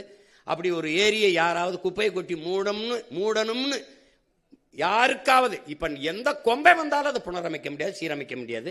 இருக்கிற கொஞ்சோண்ட பாதுகாக்கலாம், அவ்வளவுதான். மீதி எல்லாத்தையும் ஏரிக்குள்ள ஒரு சாலையை போட்டு பிரிச்சு அங்கங்கே அப்படியே நெருக்கி குப்பையை கொட்டி மூட்டிட்டான். எந்த மூளைங்கிற உறுப்புல அதை கூட அதை செஞ்சிருக்க மாட்டான். அந்த ஏரியை குப்பை மேடா ஆக்கலாம்னு. நீ குப்பையை கொட்டு, வேற ஒரு பொது இடத்துல கூட கொண்டு கொட்டு வை, ஏரிக்குள்ள கொட்டலாம்னு யாராவது சிந்திப்பானா? யாராவது? எப்படி கால கொடுமை இதெல்லாம் நினைச்சு பார்த்தாலே நெஞ்சு வெடிக்கும். அதை விட்டுருவோம், வேற ஏதாவது கேளுங்க. ஆனா பால் மற்றும் பால் பொருட்களுக்கு தனியா தொழிற்சாலை அமைப்புன்னு சொல்லியிருக்கீங்க. ஆவின் இதே வேலை தானே செஞ்சிட்டு இருக்கு. இதுல நீங்க என்ன மாற்று செய்ய போறீங்க? என்ன செய்யுது ஆவின்? பால் மற்றும் பால் பொருட்களை தயாரிக்குது, வெளி மாநிலங்களுக்கு வெளிநாடுகளுக்கு ஏற்றுமதியும் செய்யுது. எங்க செய்யுது? தான் நீங்களும் செய்யறீங்க. பால் எங்க இருந்து எத்தனை பேருக்கு வேலை கொடுக்குது? பால் எங்க இருந்து வாங்குது? அது எங்க இருக்கு? தயாரிக்கிற இடத்துக்கு என்னை கூட்டிட்டு போங்க, கூட்டிட்டு போங்க. அந்த பால்ல இருந்து இவ்வளவு தயாரிச்சு இப்படி ஏற்றுமதி செய்யுது, இப்படி பண்ணுதுன்னு. குஜராத்ல இருந்து அமுதம் பால் வாங்கிட்டு இருக்கு, எதையாவது போயிட்டு இருக்குது. ஆந்திரால இருந்து பாலை வாங்கிட்டு இருக்குது அரசு, என்கிட்ட வந்து சொல்லிட்டு இருக்கீங்க. அது இருந்தா நான் ஏன் செய்யறேன்? அப்ப நான் அதான் செய்யறேன்னா நீ ஆடு மாடு வைக்கிறது அசிங்கம்ங்கிற, என்னை அசிங்கம் 4 கோடி 3 கோடி லிட்டர் பாலை கொண்டு வருவோம்ங்கிறாரு. எங்க குழாயிலிருந்து பிச்சுவீங்களா, மாட்டுக்காம்பல இருந்து பிச்சுவீங்களா? எங்க இருந்து பிச்சுவீங்க?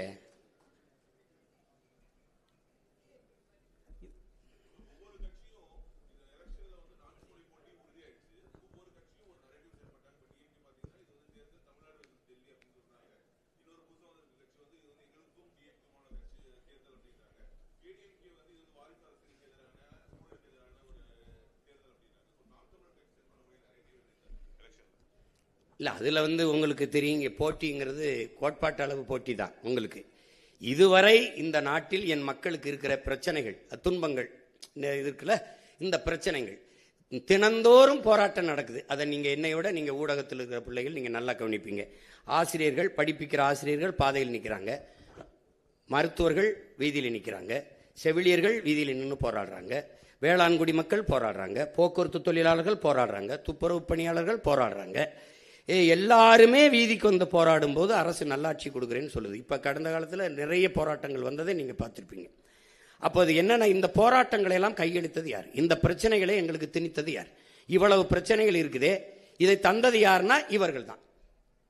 இதையெல்லாம் தந்தவர்கள் இவர்கள், இதை தீர்க்க வேண்டும் என்று வந்தவர்கள் நாங்கள். அதில் இருக்கிற வேறுபாடு புரியுது. இவங்க 3 பேரும் ஒரு இலவசம் இருக்காங்க, நாங்கள் இல்லைன்னு இருக்கோம். இப்போ யாராருக்கும் போட்டின்னு தெரியுது. அது ஒரு கரை, இது ஒரு கரை. அவர்கள் திராவிடர்கள்ங்கிறாங்க, நாங்கள் தமிழர்கள்ங்கிறோம். அவங்க இருமொழி கொள்கைங்கிறாங்க, நாங்கள் ஒரு மொழி கொள்கை, விரும்பினால் எம்மொழியும் கற்போம்ங்கிறோம். அப்போ ஒவ்வொன்றிலையும் மாறுபடுறோம்.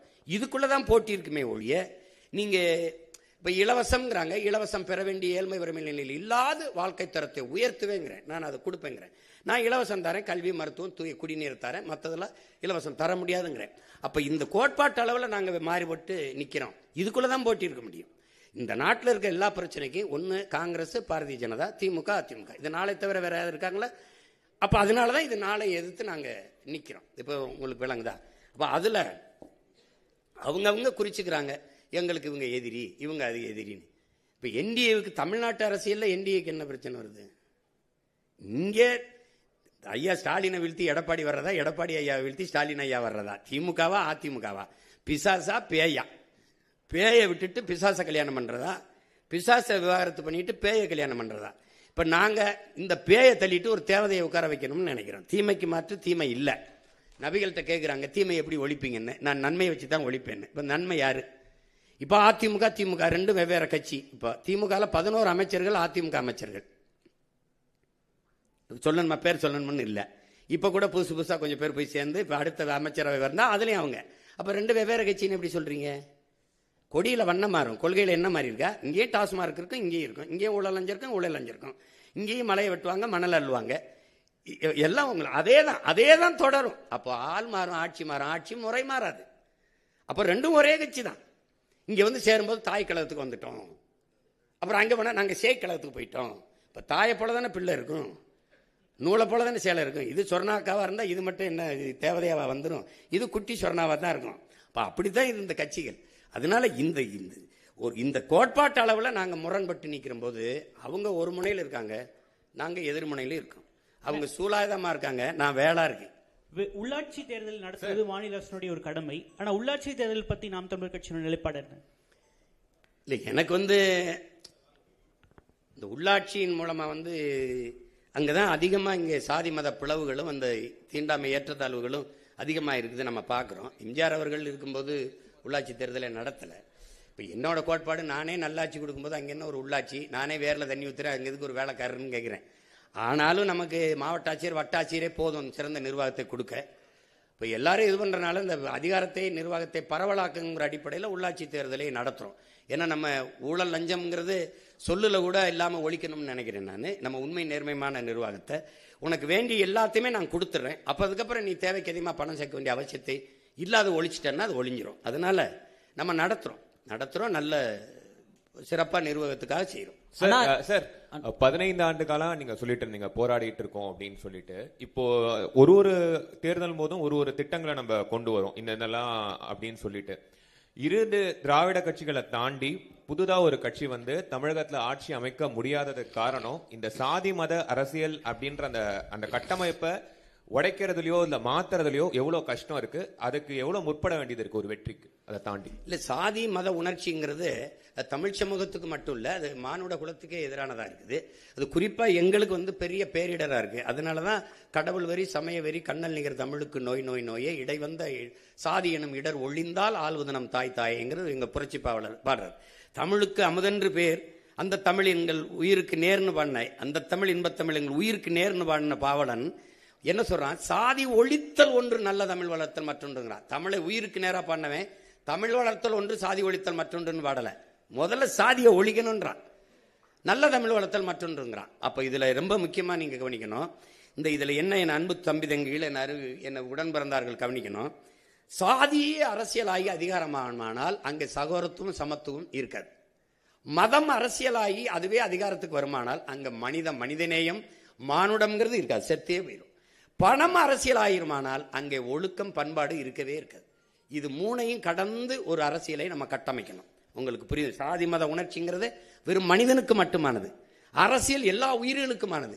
இந்த எல்லா உயிர்களுக்குமான அரசியலில் இந்த சாதி மதம் மனிதனுக்குமான உணர்ச்சியை கலப்பது என்பது சரி வராது. அதனாலதான் நாங்க இந்த சாதி பார்த்து போடுற ஓட்டு எனக்கு திட்டு நீ போட்டுறாதேங்கிறது, சாதி பார்த்து இடம் கொடுக்காம மாற்றி கொடுக்கறதுக்கு காரணமா அதுதான். அதை ஒரு கொஞ்சம் கொஞ்சமா நீங்க வருது. நீங்க பாத்தீங்கன்னா கடந்த தேர்தலில் எங்க பொது தொகுதியில நான் ஆதி தமிழ் குடியை நிறுத்தினோ அங்கெல்லாம் எனக்கு அதிக வாக்கு வருது அப்படின்னா மாறுதுல்ல, ஒரு மாறுதல் வருதுல்ல. அப்ப அதை செய்யணும்னு நினைக்கிறேன். அது கொஞ்சம் கொஞ்சமா தான் வரும். மாறுதல்ங்கிறது ஒரே நாள்ல வராது. ஏன்னா அது சிறுக வரணும், மக்களின் மனத்துக்குள்ள அந்த மாறுதல் வரணும். அது நீங்க சொல்ற மாதிரி பெரிய இடையூறு தான். இந்த ஒரு நல்ல அரசியலை கட்டமைக்கிறதுல பெரிய தடை தான். அண்ணா, இப்ப நீங்க வந்து பெண்களுக்கு வந்து ஒரு தனி தொகுதி கொடுப்பேன் அப்படின்னு சொல்லிட்டு நீங்க முன்வடிவு பண்ணிருக்கீங்க. ஆனா பெண்களுக்கு வந்து தனி தொகுதி கொடுப்பேன்னு சொல்லிட்டு நீங்க சொல்லிருக்கீங்க. இப்போ இங்க தனி தொகுதியே பாத்தீங்கன்னா பெரிய சிக்கலா தான் இருக்கு. உதாரணத்துக்கு வந்து தனி தொகுதியில வந்து தேர்ந்தெடுக்கப்படக்கூடிய எம்எல்ஏக்கள் பாத்தீங்கன்னா, உதாரணத்துக்கு ராசா என்ன சொன்னார்னா, நான் 2 பேருக்கு பிரச்சனை அப்படின்னா நான் வந்து பட்டியல் சமூக மக்களுக்கு ஆதரவா நான் போய் பேச மாட்டேன், ஏன்னா நான் வந்து எல்லாரும் ஓட்டு போட தேர்ந்தெடுக்கப்பட்டிருக்கேன், நான் பொதுவா தான் பேசணும் அப்படின்னு சொல்ற கருத்தை வந்து முன்வைக்கிறாரு. அப்ப இந்த தனி தொகுதியை இங்க ஒரு சிக்கலா இருக்கும் பொழுது பெண்களுக்கான தனி தொகுதியை நீங்க என்ன சொல்ல வரீங்க? அதே போல நீங்க அரசியலமைப்பில் நிறைய மாற்றங்கள் வந்து செய்யணும்னு சொல்லும் பொழுது அரசியலமைப்புல வந்து போதியமான அளவுக்கு வந்து பாதுகாப்பு தமிழர்களுக்கு இல்ல நீங்க சொல்ல வரீங்களா? ஆமா, அதுல என்ன ஐயா உங்களுக்கு இப்ப பெண்களுக்கு கொடுக்கறதுன்னா, இப்ப 3 ஆண்கள் போட்டியிடுற தொகுதியில என் புள்ள 117 இடம் நான் பெண்கள் கொடுத்துருக்கேன்னா, எல்லா தொகுதியிலையும் எல்லா கட்சியும் பெண்களை நிறுத்துறது இல்லை. இப்போ 3 ஆண் வேட்பாளர்களோட என் புள்ள ஒரு பெண், என் தங்கச்சியோ ஒரு அக்காவோ போட்டியிடும் போது அது சரியில்லை. அப்போ பெண்களுக்கென்று தனியாக இது பெண்கள் தான் போட்டியிட முடியும். இப்போ உள்ளாட்சியில் வந்து அம்மா ஜெயலலிதா 50 விழுக்காடு கொண்டு வந்த மாதிரி இப்படி கொண்டு வந்துட்டீங்கன்னா அது பெண்களுக்கு சம வாய்ப்பு அரசியலிலும் அதிகாரத்திலையும் கொடுக்குற மாதிரி வந்துடும். அதுதான் சரியான பாதுகாப்பாக இருக்கும், சரியான உரிமை பகிர்வாக இருக்கும். அதை தான் நான் சொல்கிறேன், அதை தான் கொண்டு வரணுன்றேன்.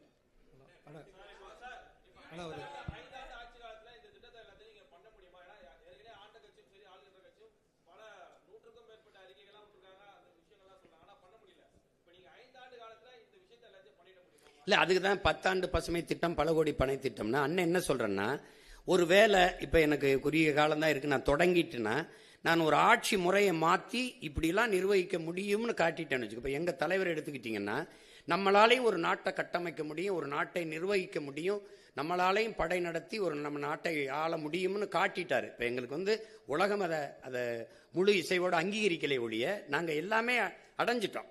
அப்போ அதை காட்டும்போது அந்த கனவு எனக்கு தெரியுது. இப்போ நான் வந்து காட்டிட்டேன்னா என் பிள்ளைக்கு இன்னைக்கு பள்ளிக்கூடத்துக்கு போயிட்டு இருக்கோம், எங்கள் பெரியப்பா எங்கள் மாமா வந்து இப்படி ஆட்சி செஞ்சாரு, இப்போ நான் சொல்கிறேன் என் தாத்தா அப்படி பண்ணா, இப்படி இந்த கொண்டு வந்தா, அணையை கட்டினா, எங்கள் பள்ளிக்கூடம் கட்டினா, அப்படி நான் போட்டு தொடங்கிட்டேன்னு வச்சுக்கிறேங்க, என் பிள்ளைய தொடர்ந்து கொள்வார்கள். என்னுடைய அடித்தளம் உறுதியாயிருச்சுன்னா அழகான கூரையை என் பிள்ளையை போட்டுக்குருவாங்க. நான் அதுவே இல்லாமல் தத்தளிக்கிறேன் பாருங்க. எனக்கு முன்னாடி என் முன்னவர்கள் வந்தவங்கெல்லாம் சமரசம் செஞ்சு தாளலைன்னா எனக்கு இந்த சிரமம் வந்திருக்காது.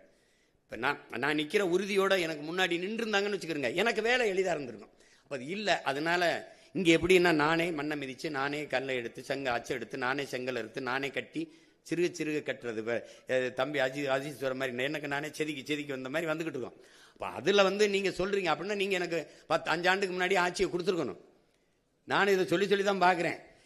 அதை ஆட்சியில் இருக்கிறவன் விடுறதல்ல, நான் வயிறு பயிச்சவன் விட மாட்டான், வசதி படைச்சவன் தரமாட்டாங்கிற மாதிரி நானும் விடுறதல்ல. அது நடந்துட்டு தான் இருக்கும். பண்ணுவோம். 5 ஆண்டுகளில் எவ்வளவோ மாறுதலை செய்ய முடியும். கெஜ்ரிவால் கல்வியை தரமாக உயர்த்தினாருன்னு நான் சொல்கிறேன். 5 ஆண்டு தானே. ஒரு காட்டிட்டா அப்புறம் அதை பிடிச்சிக்குவாங்கல்ல நம்ம பிள்ளைய. நல்லது, இது சரியா இருக்கே, இதே மாதிரி பண்ணிட முடியும்னு தெரியும். ஒரு முறை தானே.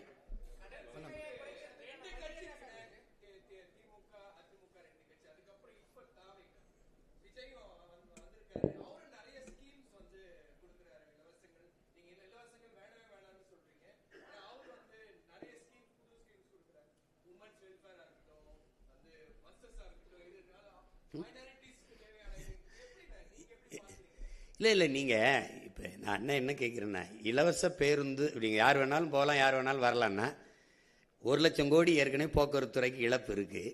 இது எங்கேருந்து காசு எடுப்பீங்க? இப்போ 6 எரிகாட்டு ஊரில் கொடுக்குறேன்னு சொல்கிறாரு தம்பி. அது எங்கேருந்து வாங்குவோம்? எந்த காசுலேருந்து வாங்குவீங்க?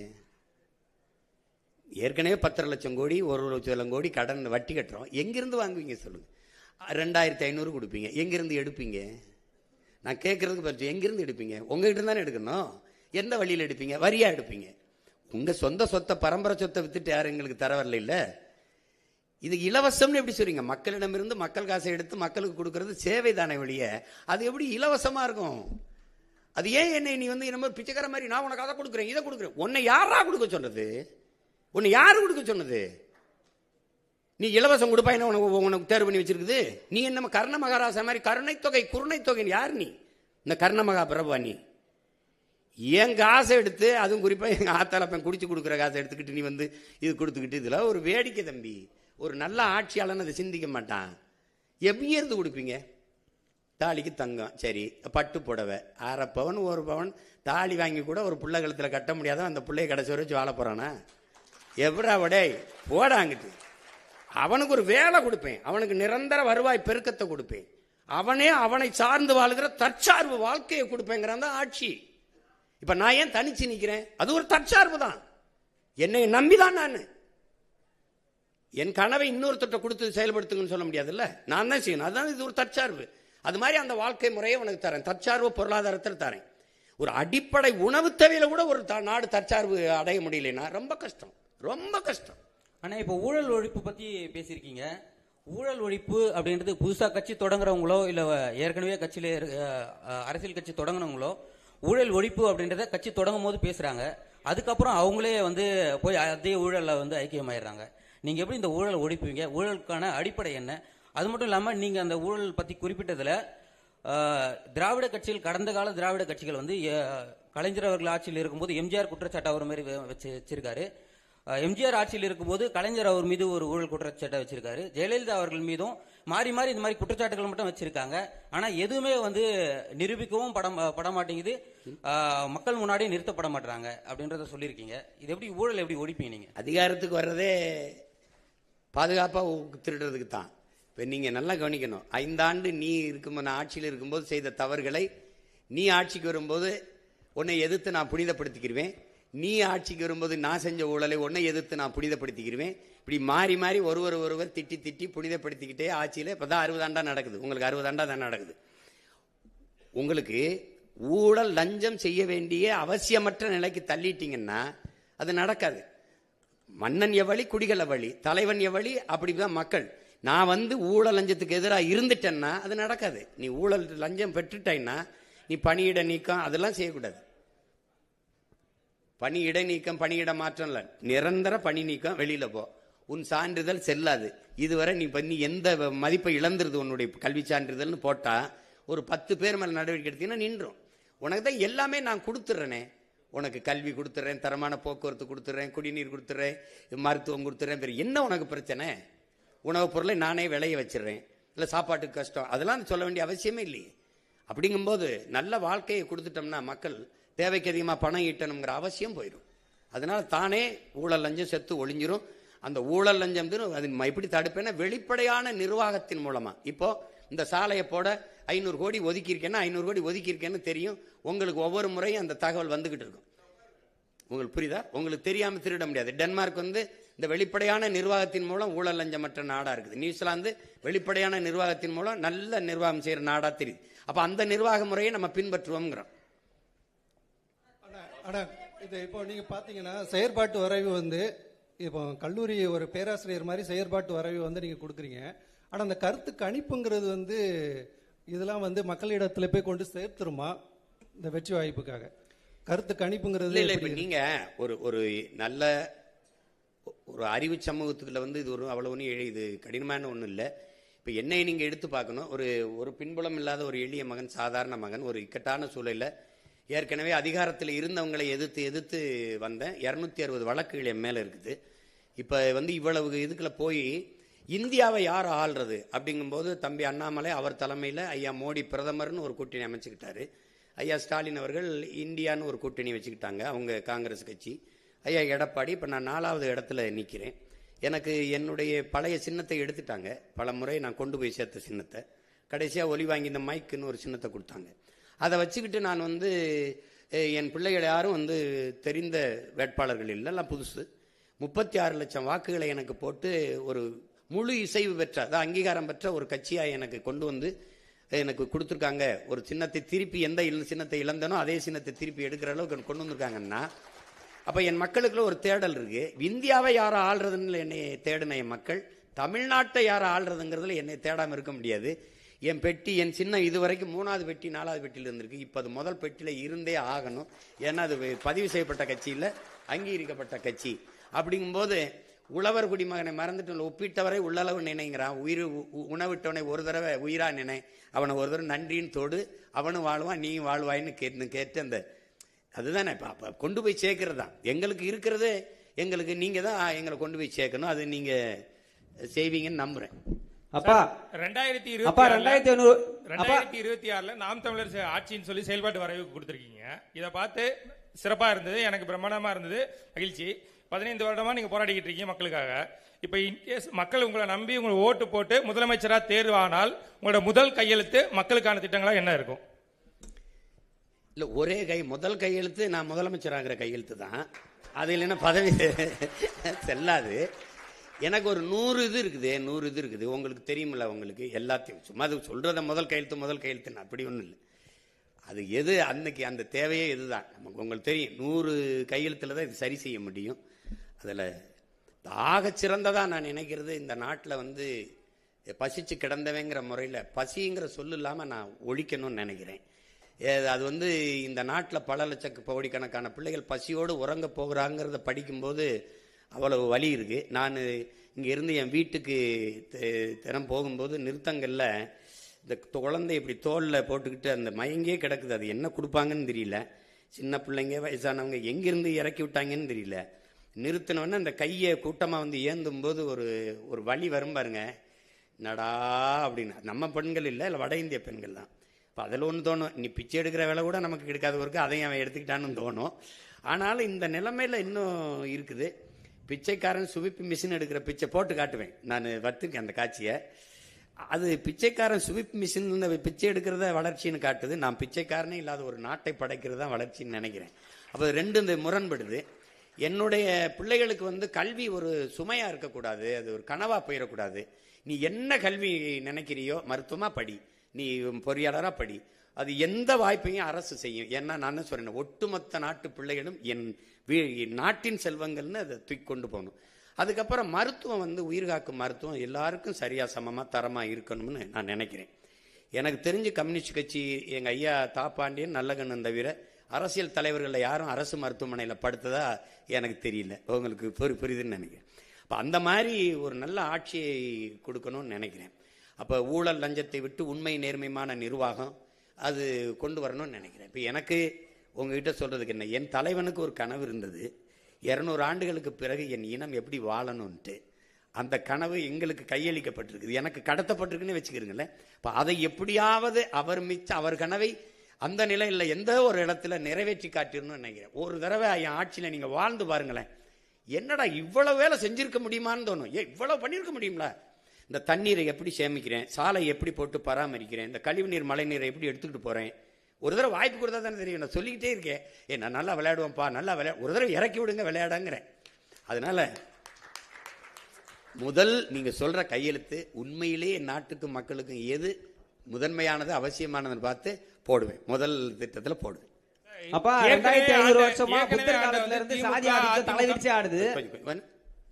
2500 காலமா புத்தர் காலத்துல இருந்து சாதி ஆதிக்க தலைவிரிச்சு ஆடுது. இப்ப 2026 இருக்கிறோம். இங்க இருக்கிற திராவிட கட்சிகள் யாரும் சாதி ஒழிக்க முன்னு வர மாட்டாங்க. சாதி பிரச்சனை நடந்தாலும் தக்க தண்டனை கொடுக்க மாட்டாங்க. 2026 நாம் தமிழர் கட்சி அரசு வந்தா சாதி ஆதிக்கின் பேரில் நடக்கிற வன்கொடுமைகளுக்கு எந்த மாதிரி தண்டனை கொடுப்பீங்க?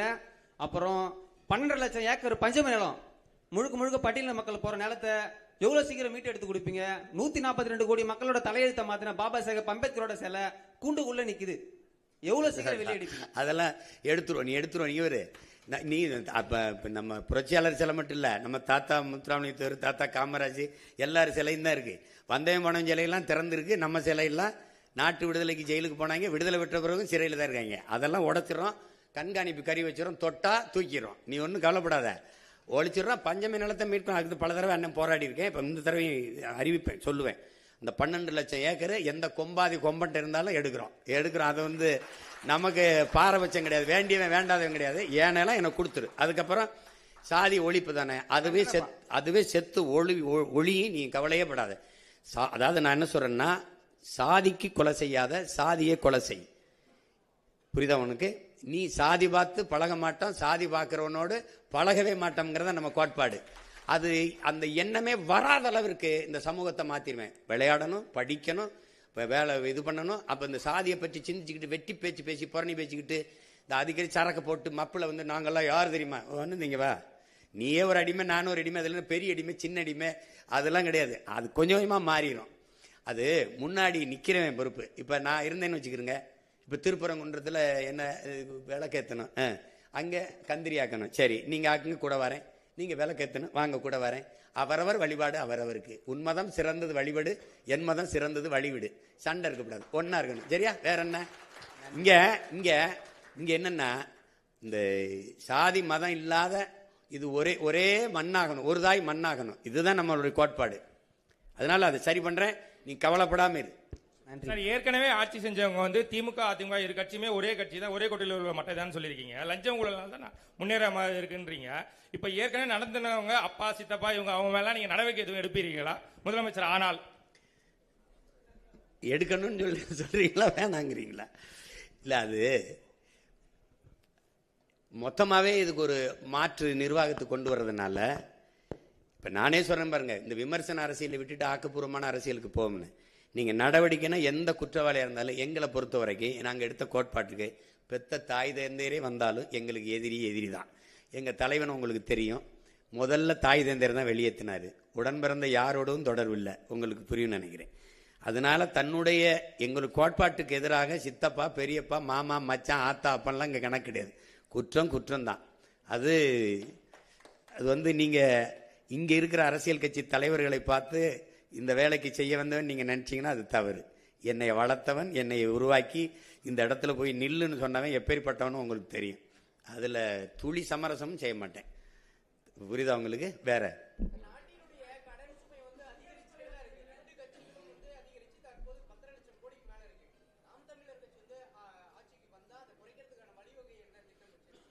சிரிக்காத அண்ணன் சொல்கிறேன். கடன் வாங்கினவன் யாருன்னு கேட்பேன் அவங்ககிட்ட. அந்த முகேஷ் அந்த அனில் அம்பானி ஒருத்தர் இருந்தாப்புல 1,00,000 கோடி திவாலாயிருச்சுன்னு விட்டாப்புல. நான் தமிழ்நாடு அரசு திவாலாயிருச்சுன்னு ஒரு மஞ்சள் நோட்டீஸை விட்டுருவேன். புரியுதா? ஏன் என்கிட்ட வந்து கேட்பான், ஐயோ நான் வாங்கினேண்ணா, கையெழுத்து போட்டு வாங்கினவன், அவன் ஆளுகள்லாம் இருக்கு, நான் வேணா உனக்கு துணைக்கு ஆள் அனுப்புகிறேன், போய் வசூலிச்சுக்க. ஏன்னா அதனால என் நாட்டுக்கு மக்களுக்கு ஒன்றும் இல்லை. எவனை வாங்கி தின்ட்டு போனதுக்கு, அவன் இலவசமாக வாரி இறைச்சி வாக்கை வாங்கி ஆட்சியை செஞ்சுட்டு போனதுக்கு நாம் ஆளை எல்லாம் செலவழிச்சுட்டு கடற்கரையில் படுத்துட்டாங்க. எனக்கு அது பேச்சு கிடையாது. இப்போ நான் வாங்கி கையெழுத்து போடுறதுக்கு நான் பொறுப்பு. நீ எவனை வாங்கி தின்னதுக்கு நான் என் மக்கள் காசை எடுத்து வட்டி கட்டிக்கிட்டு இருக்கிறதுக்கு என்கிட்ட கொடுத்தியா? நான் பொறுப்பு இல்லை. யார்கிட்ட கொடுத்த? ஆள் இல்லைன்னா அவங்க ஆளுங்க இருக்கு, சொந்த ஆளுங்க, பெத்த ஆளுங்க, அப்போ வாங்கி சாப்பிட்ட ஆளுங்க இருக்கு, அங்கே போய் வசூலிச்சுக்க. எனக்கு இது பொறுப்பு கிடையாது. இந்த கடனுக்கு நாம் தமிழர் அரசு பொறுப்பு ஏற்காது. ஆனால் நீ ஊதாரியா வாங்கி சீட்டாடி இது பண்ணி அவனுக்கு கொடுத்து இவனுக்கு கொடுத்து 5,000 கொடுக்குறேன், 10,000 கொடுக்குறேன், அரிசி கொடுக்குறேன், பருப்பு கொடு, நான் கேட்டேனா உனக்கு? அது கிடையாது. அந்த நிர்வாகம் இதில் கிடையாது.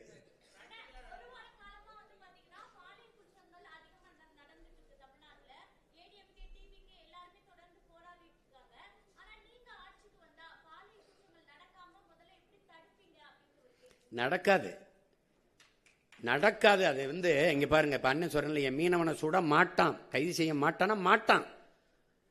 உங்களுக்கு புரியுதுன்னு நினைக்கிறேன். அங்க உட்கார்ந்துருக்க ஆள் யாருன்னு பார்ப்பான். நீங்க என் பிள்ளைய தொட்டுட்டேன்னு வச்சுக்க, கொன்னுட்டேன்னு வச்சுக்க, எந்த கொம்பாதி கொம்பா இருந்தாலும் தூக்கிட்டு வந்து இந்த பிள்ளைய அடக்கம் பண்றதுக்குள்ள அவனை கொன்னு புதைச்சிட்டு தான் அடக்கம் பண்ணுவேன். நிக்க வச்சு சொல்லி சுடுவேன். அவங்க பெற்றோர்கள் சொல்லுவேன், இப்படி ஒரு பிள்ளைய பெற்றதுக்கு நீ அழாத, நீ அவமானப்படாத. இவனை வந்து இந்த மாதிரி பிள்ளை பெற்றுக்கு தலை உணியணும் அப்படின்னு சொல்லிடுவேன். இவன் வந்து துயர் இந்த நாட்டுக்கு இழுக்கு. இவன் யாராவது 2 பேரை போட்டேன்னு வச்சுக்க, தொற்றுவான்னு நினைக்கிறியா? பொம்பளை பிள்ளைய தான் தலை உணிஞ்சு போகணும்னு நினைக்கிறியா? வர்றவன்லாம் தலை உணிஞ்சு போவான். ஐயா யாரையும் கேலி பண்ணிடாதையா, தொலைச்சு பெறுவான். அவன் அந்த பயம் இருக்கணும்ல. என் தலைவன் எனக்கு கற்பிச்சது மரணம் ஒன்றுக்கு தான் இந்த மானுட சமூகம் பயப்படும்னு. அரபு நாடுகளில் ஏன் இந்த பாலியல் குற்றங்கள் குறைவா இருக்கு? ஏன்னா கடும் சட்டம், பொது வெளியில தூக்கல போட்டுருவான். உங்களுக்கு புரியுதுன்னு நினைக்கிறேன். அதனால அந்த சேட்டையெல்லாம் இங்க செய்ய முடியாது. அது தானா நடக்கும் தங்கச்சி. நீங்க ஏன் கலவுறீங்க? நீங்க அண்ணன் வந்தவன நீங்க பாட்டுக்கு இந்த ராத்திரியில தனியா போங்க, எவனா தொட்டானான்னு பார்ப்போம். நீங்க போங்க. என் தலைவன் அப்படி ஒரு நாட்டை கட்டி வச்சான் தங்கச்சி. தனியாக உந்தூர்லியில ஒரு பெண் நள்ளிரவுல பயணம் பண்ணுவா, தனியா போவா, ஒரு பய தொட மாட்டான். என் மாநாட்டில் 6.5 லட்சம் பேர் கூடியிருக்கான். ஒரு தொல்லை, ஒரு பிள்ளைய தொட்டான், இடிச்சான், கேலி பண்ணா, ஏதாவது சொல்லு பார்ப்போம். ஏன்னா அது அது ஒரு ராணுவம். அது ஆட்சி செய்யும் போது அப்படியா அவன் தெரியும், உட்கார்ந்துட்டான் தொடம.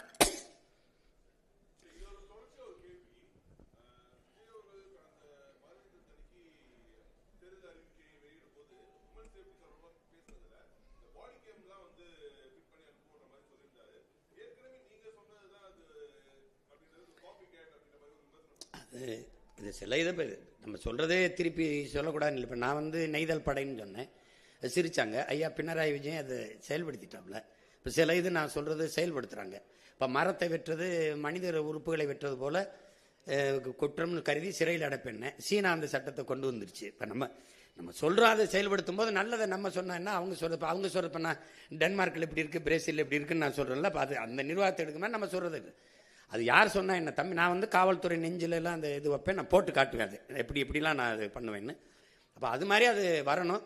பாதுகாப்புங்கிறது அப்படி இல்லை. பெண்களுக்கு தனி பாதுகாப்பு, இஸ்லாமிய கிறிஸ்தவர்களுக்கு தனி பாதுகாப்பு இல்லை. ஒட்டுமொத்த நாட்டுக்குமான பாதுகாப்புல தான் எல்லாரும் பாதுகாப்பு இருக்குது. அதுல வந்து இந்த ஒழுங்கு வந்து கல்வியிலிருந்து கற்பிக்கப்படணும்னு நான் நினைக்கிறேன். அந்த சமூக ஒழுங்கு இங்கே கல்வி அறிவை ஒழுக்கத்தை போதிக்காத கல்வியா மாறிடுச்சு. வியாபாரம் இதை படிச்சா அந்த வேலைக்கு போகணும், அதிலிருந்து கொண்டு வரதான் நிலையான தீர்வா இருக்கும். மற்றபடி இது நீங்க சொல்ற மாதிரி நான் அதை நம்ம வரும்போது அதை கடுமையா அதை கண்காணிச்சு ஒழிப்பேன். அது சீருடை அணியாத காவலர்களை நான் உள்ள விடுவேன். அதுக்கு உடல் தகுதியோ இதெல்லாம் பார்க்க மாட்டேன். அவங்க நீங்க வந்து இவரெல்லாம் காவல்துறையா இருப்பாருன்னு நீங்க கணிக்க முடியாது. உங்க பக்கத்துல உட்காந்துருப்பாரு, நீங்கள் ஏதாவதுன்னா டக்குன்னு வாங்க அப்படின்னு கூப்பிடுவாப்ல. நீங்கள் வாங்க வாங்கங்க அப்படின்னு அங்கே சுற்றி 50 பேர் வந்துடுவான். உட்காருங்க வண்டியில் நின்றுவான். அப்புறமா தான் தெரியும் அவன் காவல்துறை இருக்கிற காவலராக இருக்கான்னு. இந்த மாதிரி இந்த காவலருக்கான எந்த அடையாளம் இல்லாமல் மக்களுக்குள்ள பொது தலங்களில் வணிக நிறுவனங்கள், திரையரங்குகள், அந்த மாதிரி எல்லா இடங்களையும் உழவு விட்டுருப்பேன். அவன் யாருன்னே உங்களுக்கு தெரியாது. அப்போ நீங்கள் எனக்கிட்ட இருந்து தப்பிக்க முடியாது. நான் தான் உண்மையிலே பிக் பாஸ். நான் தான் உங்களை எந்த வழியிலையும் கவனிச்சுக்கிட்டே இருப்பேன். ஓட முடியாது, ஒழிய முடியாது. நீங்கள் அது இந்த மாதிரி 10 நாளாக கற்பழித்து கொண்டுட்டு போயிட்டான், 10 நாளாக தேடிக்கிட்டு இருக்கேங்கிறாங்க பாருங்க. இது மாதிரி ஒரு கொடுமை. கடந்த தேர்தல்கள் இருந்து இப்ப உங்களுக்கு 8% வாக்கு இருக்குது. 8.5 இதுல இருந்து உங்களுக்கு படிப்பு என்ன, எந்த பிரிவு மக்களிடையே உங்களுக்கு ஆதரவு வலுவா இருக்கு, எது உங்களுக்கு சவாலா இருக்கு, அதை நீங்க பெருக வைக்கிறதுக்கு என்ன திட்டம் வச்சிருக்கீங்க? இல்லை, குறிப்பிட்ட அப்படின்னு சொல்ல முடியாது. இப்போ சாதி மத உணர்ச்சிகளை கடந்து ஒரு திரை ரசிக மனப்பான்மையில் இருந்து இப்போ இந்த சாராயம், பணம், இலவசம் இதெல்லாம் கடந்து ஒரு நல்ல அரசியல் வரணும், நல்ல ஆட்சி வரணும்னு நினைக்கிற மொழி இனப்பற்று கொண்ட காடு, மலை, ஆறு, அருவி, நிலம், வளம் இதெல்லாம் பாதுகாக்கப்படணும். இப்போ நம்ம ஐம்பெரும் ஆற்றலுங்கிறோம், அவங்க பஞ்சபூதம்ங்கிறாங்க, ஐம்பூதம்ங்கிறோம். இந்த கடல், இந்த ஆகாயம், இந்த காற்று, இந்த மலை, இந்த நீர், மரம் இதெல்லாம் இல்லாத இந்த உயிரினங்கள் இல்லைன்னு ஒரு புரிதல் இருக்கிற ஒரு அறிவு சமூகம் அது என்னை ரொம்ப தேடும். அப்போ அந்த மாதிரிங்கிறத நீ கற்றவர்கள் தான் மற்றவர்களுக்கு வழிகாட்டணும். அப்படி இருக்கும்போது ஒரு கற்றறிந்த சமூகம் பெருத்து வருகிற இந்த சூழலில் நான் சொல்கிறது, அவங்கக்கிட்ட காசை வச்சு அரசியல் செய்கிறாங்க, நான் கருத்தை வச்சு அரசியல் செய்கிறேன்.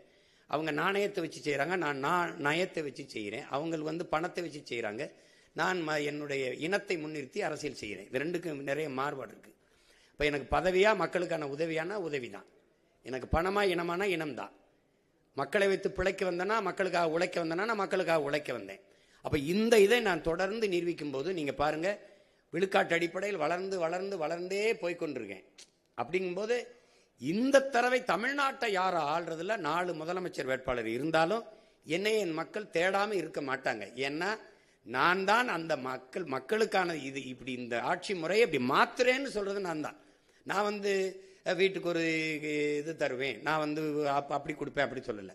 அதெல்லாம் நீனே வாங்கிக்கிற மாதிரி வாய்ப்பை ஏற்படுத்தி தந்துடுறேன்றேன். நீ பெருமையோடு தன்மானத்தோடு தலைமையிலிருந்து வாழ்கிற வாழ்க்கையை நான் தந்துடுறேன் உனக்கு, நீ எதிர்பார்த்துருக்காத. அப்போ நான் வரும்போது நாளைக்கு இப்போ 5000, அடுத்து இன்னும் 5 வருஷத்தில் அப்புறம் 25,000 ஆகும். இப்போ 10.5 லட்சம் கோடி 20 லட்சம் கோடி ஆகும். 1 லட்சம் கோடி வட்டி 2 லட்சம் கோடி வட்டி ஆகும். இப்போ என் தம்பி அறிவிச்சிருக்கிற அந்த இலவச அறிவிப்புகள் இருக்கு, அதுக்கே மாதம் 1 லட்சம் கோடி தேவைப்படுது. தாலிக்கு தங்கம், பிறந்தவண்ண வரவேற்பு, அப்புறம் 6 ஏரிகாட்டு ஊரில், அப்புறம் இலவச பேருந்து. உங்களுக்கு புரியுதுன்னு நினைக்கிறேன். அதை புள்ளி வரம் போட்டிங்கன்னா 1 லட்சம் கோடி மாதம் தேவைப்படுது. எங்கிருந்து எடுப்பீங்க? அப்போ அது நல்ல ஆட்சி முறை இல்லை, அதை செய்யக்கூடாது. மக்களுக்கு இப்போ நான் சொல்கிறது கொஞ்சம் வெறுப்பாக இருக்கும், கசப்பாக இருக்கும். எந்த நல்லதை முதல்ல எடுத்தோன்னே ஏற்றிருந்துருக்கிறாங்க. ஆனால் அதுக்காக ஏற்பார்கள், எதிர்ப்பார்கள், ஆதரிப்பார்கள், அருவருப்பார்கள்னு பார்த்தா புதிய ஒன்றை செய்யவே முடியாது. அப்போ அது நான் மக்களின் கருத்துக்கானவன் இல்லை, முழுக்க முழுக்க மக்களின் நலனுக்கானவன். அதனால நான் அதை தான் முன்னெடுக்க முடியும். உலகத்தில் மாறுதலை செஞ்ச எல்லாரும் மனச்சான்று வழி நடத்தியபடி நடந்தவன் தாங்கிறான். என் மனச்சான்று என்ன சொல்லுதோ அதை தான் நான் செய்ய முடியும். நான் தான் சொன்னேன், 2 முனை தான். அவங்க 3 பேரும் ஒரே தளத்தில் இருக்காங்க, நான் எதிர்த்தளத்தில் இருக்கேன். அப்படின்னா அந்த ஒரே தளம் தானே. அவர் 2000, 2500, நான் இதெல்லாம் கிடையாது. நீனே ஆயிரக்கணக்கான ரூபாயை ஈட்டிக்கொள்ற மாதிரி உனக்கு வேலை வாய்ப்பு, வருவாய் பெருக்கும், பொருளாதார மேம்பாட்டை தந்துடுறேன். அவன் வாழ்விடத்திலே தந்துடுறேன்றேன். அப்போ நான் தானே வேற இடத்துல இருக்கேன். அவங்க ஆங்கிலமும் கொள்கை மொழிங்கிறாங்க. அடுத்தவன் மொழி எனக்கு கொள்கையா இருக்க முடியாதுல்ல. அது என்னுடைய தன்மான இழப்பா நான் கருதுறேன். அதனால நான் என்ன சொல்றேன்னா, என் கொள்கை மொழியில வேறுபடுறேன். அப்போ அதில் மாறணும்ல. அவங்க ஊழல் லஞ்சத்தை ஒழிப்பும்னே சொல்லலை. ஏன் சாராய கடையவே மூடுவேன்? என் தம்பி பாட்டிலுக்கு 10 ரூபா 10 ரூபான்னு பாடுறாரே ஒழிய நான் வந்தா மூடுவேன்னு சொல்லலையே. இப்ப சாராய கடையை வச்சுக்கிட்டு, போதையை வச்சுக்கிட்டு, பெண்கள் பாதுகாப்பு என்பதும், சட்டம் ஒழுங்கு என்பதும், கொலை கொள்ளையை வன்முறையை தடுப்பேன் என்பதும் வெற்றி பேச்சாயிரும். சும்மா ஒரு என்ன சொல்றது, அது கேலிய வேடிக்கையாயிரும். அது சாத்தியப்படுத்த முடியாது.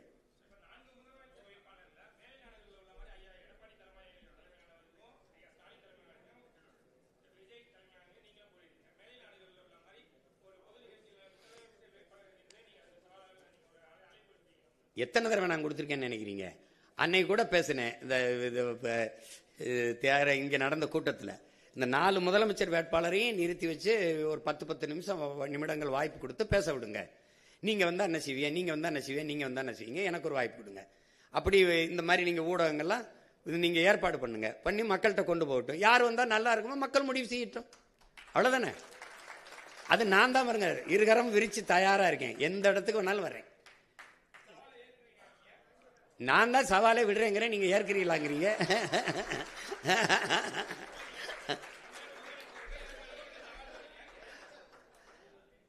நான் தான் தயாரா இருக்கின்ற, நான் தான் பல தடவை கூப்பிடுறேன். ட்ரம்ப் ஹிலாரி மாதிரி, பைடன் ட்ரம்ப் மாதிரி எங்களுக்கு வாதம் வைங்க, 4 முதலமைச்சரை நிறுத்துங்க. முதல்ல நான் வர்றேன்னு சொல்லுங்க, 3 பேரையும் வர சொல்லுங்க முதல்ல.